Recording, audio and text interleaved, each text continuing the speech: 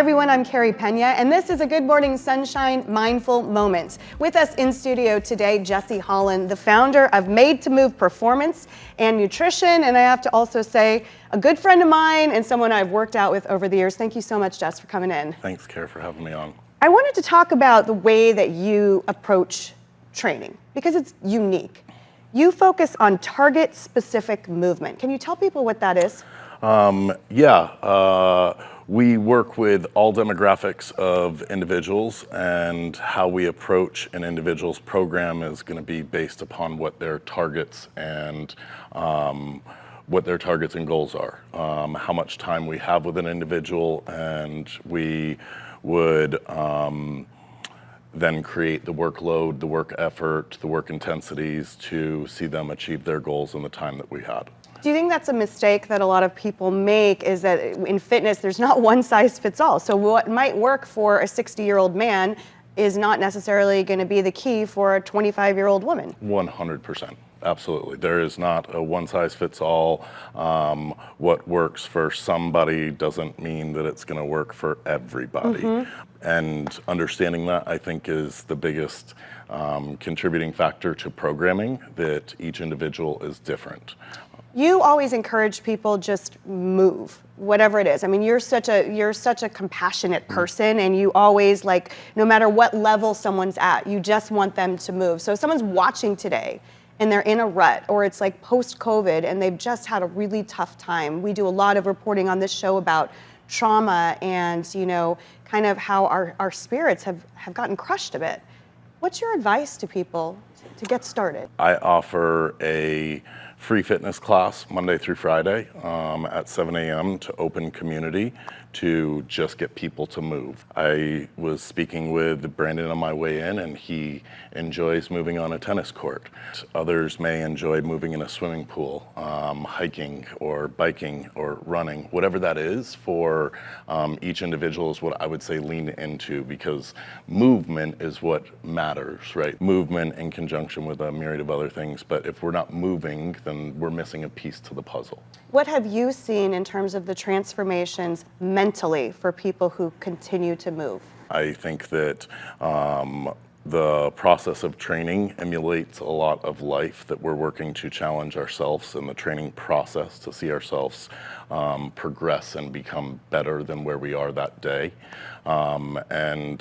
As we go through life, there's going to be, as we take on a new location or a new space, a new job, a new endeavor, we're always going to have things that aren't going exactly the current that we would like, mm-hmm. right? So I think that mental, it's giving us kind of mental armor, mm-hmm. if you will, to go through whatever life is giving us that day. Yes.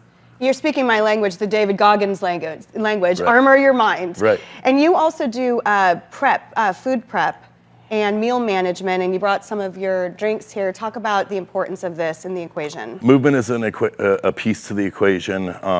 Nutrition is 90, and understanding what nutrition works for you is a big key or challenge that I see for people in their journey.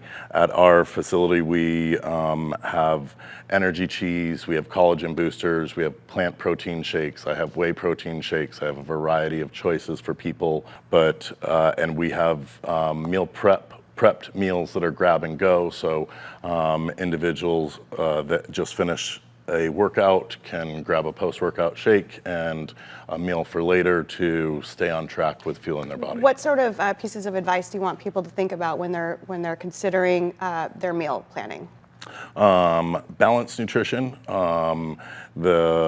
Your meal shouldn't be copious in size, that you're getting more proteins than you are fats and carbs. I think that's the biggest takeaway that's mm-hmm. simple. Yeah, I pretty much cut sugar out, and that was very effective for me. I love it.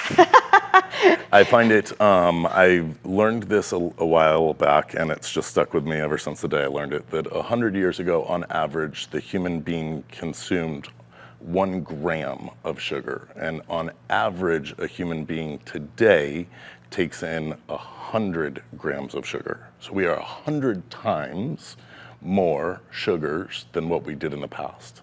So if there's one thing that you say surefire for people, try to reduce that sugar intake. Because carbs, I know, is different for everyone. Like, I know a lot of people were doing keto for a while, but you know, a friend of ours, his wife had a really bad result on keto where it worked for him. So keto can be a little tricky. Keto can be tricky. If you're not in a state of ketosis, then you're not really going to get the results of the keto diet. And a small amount of sugars will take you right out of ketosis. And if you're not understanding what are sugars, natural sugars or processed sugars, then you will not have the value of a keto diet. I think that the main thing for people who I've seen find success, including myself, in this world, in your world, the fitness and nutrition world, is what works for you on a day-to-day basis. Because if it is a huge struggle every day, I'm too busy for that. Right. So I had to figure out what does work for me, what's easy for me, and I've just stuck with that. Rituals, habits, and routine.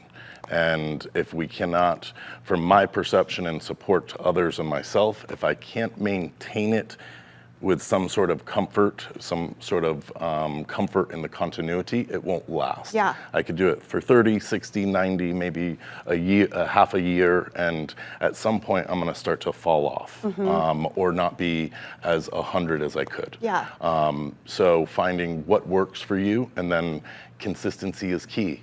Right? Understanding what you're doing and then replicating it. So before we go, how does it feel? Because you just opened up your own place and you worked really hard to get your own gym opened up, and you really wanted to build a community, not just a gym. How does it feel? Amazing. I'm very thankful for my partners and the community to have come together. It's been great to see everything start to flourish, to see people getting results in our house, and to see a place that is all inclusive to all individuals. Yeah, I love that you're so focused on diversity and inclusion. And we talked about David Goggins. I watched an Instagram hit from him yesterday, and he said a woman asked him, you know, when you feel like overwhelmed, like you're not going to be able to do this, what comes through your mind? And he goes, I ask myself, what if? You know, in the David Goggins voice, it's more like your voice. What if I go for it? And you've done that, so congratulations. Thanks, Kara. I'm so proud of you. Thank you so much. And where can people follow along with you and find out more? You can see us on Google. Press the button to come right to our location. And you're a big influencer, so people can follow you on Instagram, Facebook. We're on all the social media channels. Okay, and can I have one of these drinks? One of these is It's for making you. me really thirsty, and I'm assuming there's no sugar in here. There is no added sugar in here. Jess, thank you so much. Thanks to all of you for watching. Thanks again We for having me appreciate you, and follow along with us on YouTube. I'm Carrie Pena. Take good care.